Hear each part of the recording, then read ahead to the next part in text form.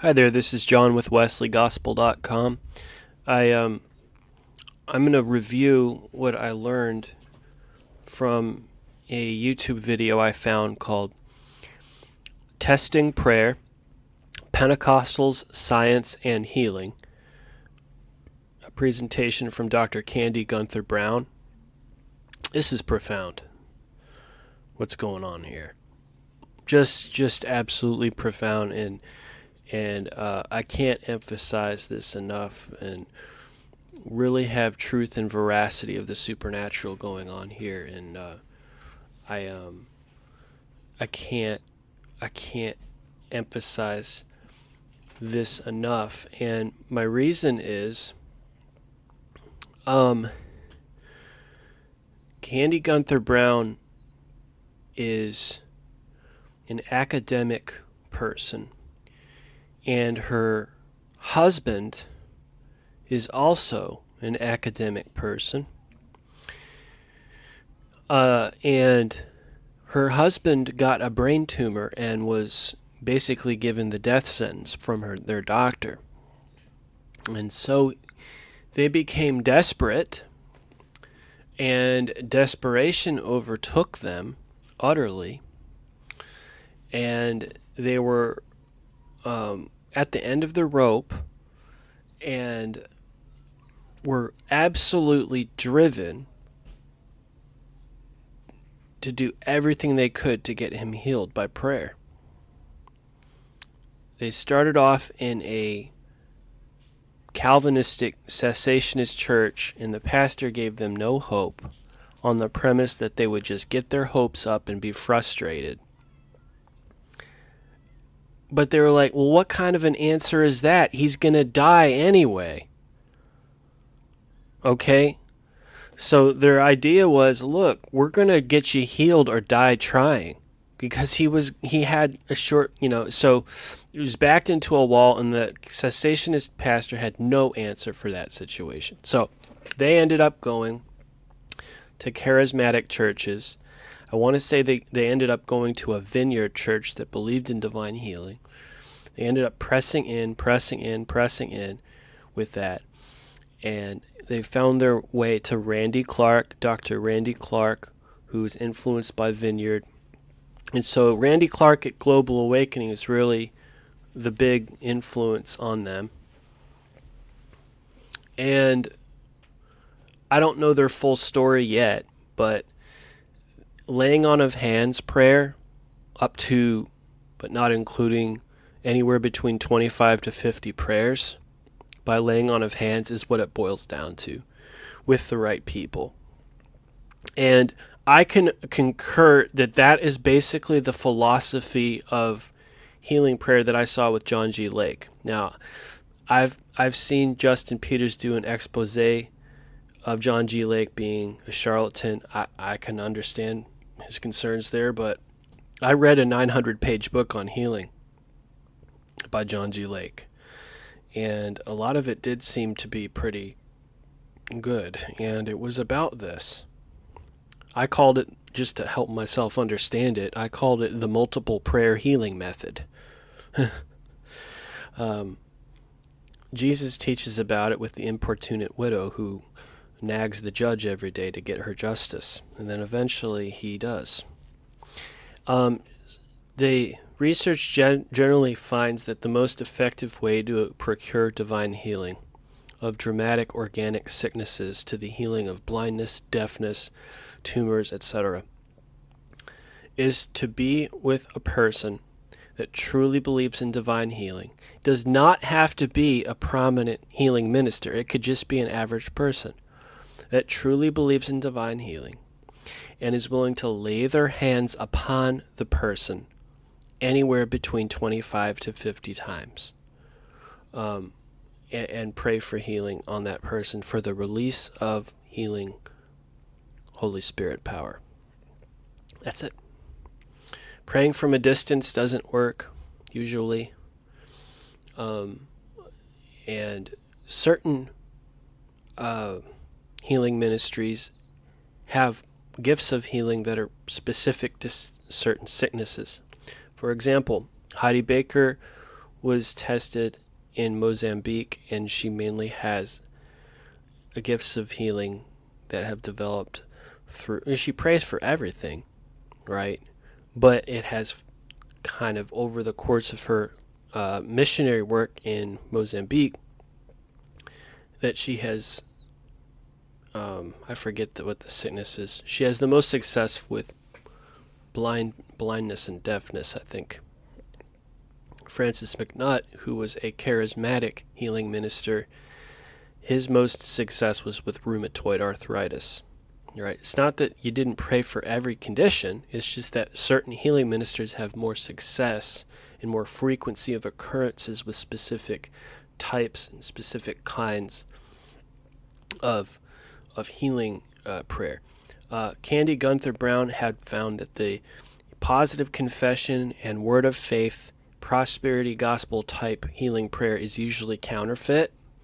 The Unity School of Christianity, which is a cult, is heavily influenced by positive confession, and they don't even believe in the power of God in that cult.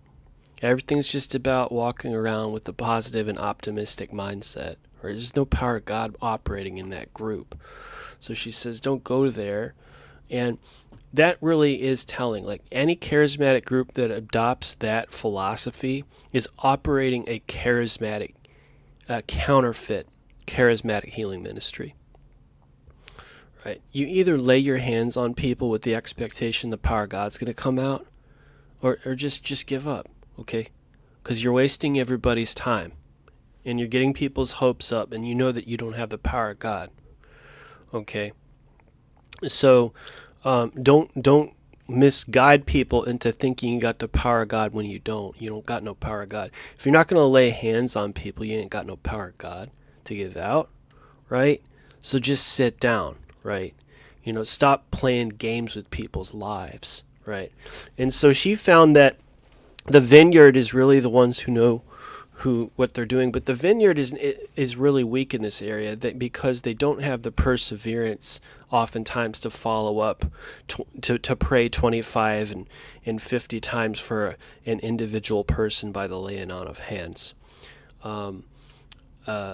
So it's too much of this one-time prayer stuff, keep a positive mentality because life and death's in the power of the tongue.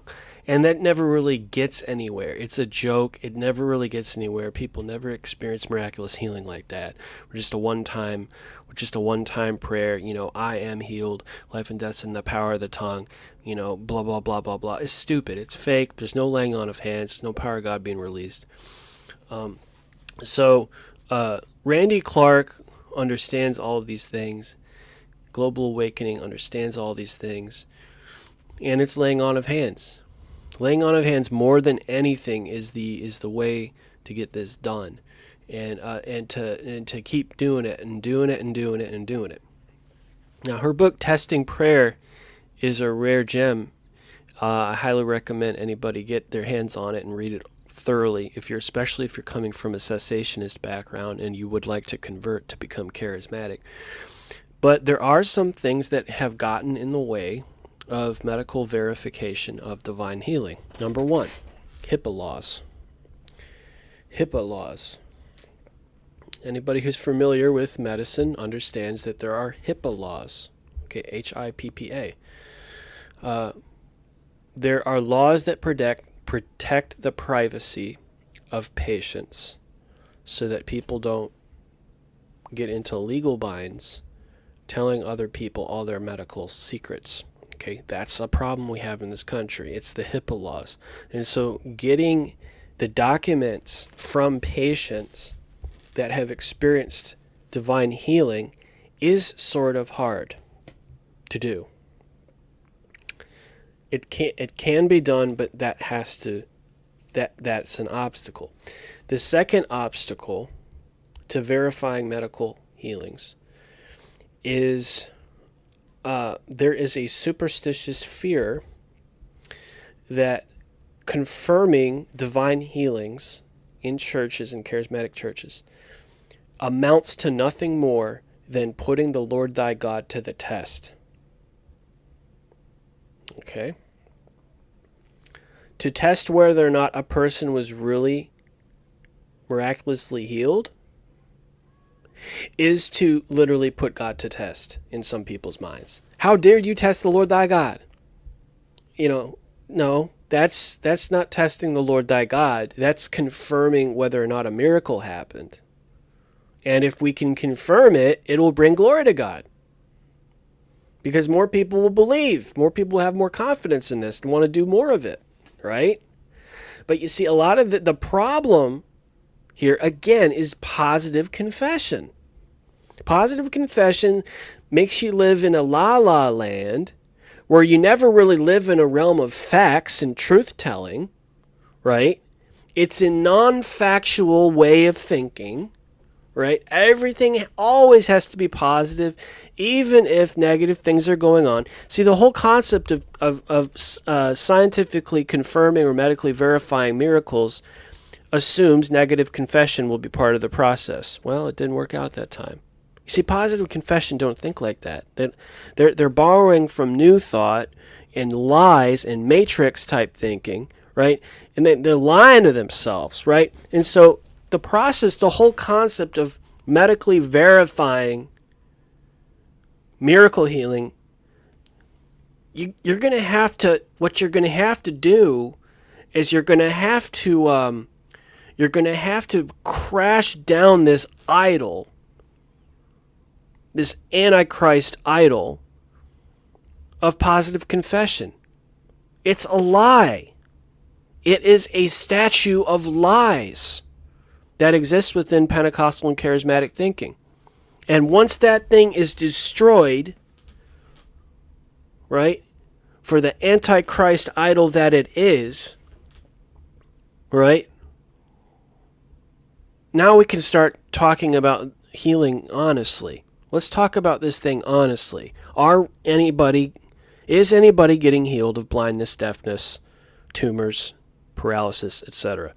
And if so, let's get these HIPAA documents out. Let's get these things out. And if they happen, they happen. If they didn't happen, they happen. But don't stop telling people they're getting healed and we haven't even confirmed it yet. There's so much dishonesty around this, and that's the biggest problem. It's the positive confession, telling lies, and being dishonest about healing is what is so much dishonesty and goofy philosophy around this Pentecostal, that's testing the Lord. No, you know what it is it's just being honest about whether or not a miracle actually happened. I mean, come on. Just be honest. Did it happen or didn't it? God's not going to be offended. God is a God of truth. He's the Spirit of truth. Worship Him in spirit and truth. If you're shunning medical and scientific verification of a healing miracle, if it's real, you ain't got nothing to hide. If not, you're a charlatan. You just admit it. Come on out. You're a charlatan. You don't have a real healing ministry. You're a charlatan. And if you're a recipient of a counterfeit healing ministry and you're trying to protect him, what are you doing that for? Go to another church. So there's a lot of goofiness going on in these healing ministries. A lot of lying going on. And that's why it's hard to run across authentic healing ministries that really work together with medical studies like this. So who have Heidi Baker has, Randy Clark has, Catherine Coleman did. She had 3 books: I Believe in Miracles, God Can Do It Again, and with God All Things Are Possible, where medical doctors came in and verified healings, follow-ups, and that's it though. That's all she was able to find. Randy Clark, Global Awakening, still alive today.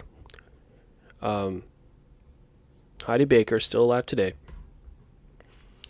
And Francis McNutt, he's dead now. And Catherine Coleman, she's dead. But that's about it. That's the only cases where she was able to find people who did laying on of hands, healing prayer, and dramatic physical results. Blind, deaf, paralyzed people being healed and then having follow-up. So this is a Harvard published academic. This is serious stuff. Who had personal touch with her husband being healed from a demon that was causing a tumor in his brain, and he was about to die. She's published by Harvard. In all of the healing books I've ever read, I've never come close to that. Never come close to that. Crazy. And I think she's a Vineyard person, if I'm not mistaken. God bless out there. This is John with WesleyGospel.com.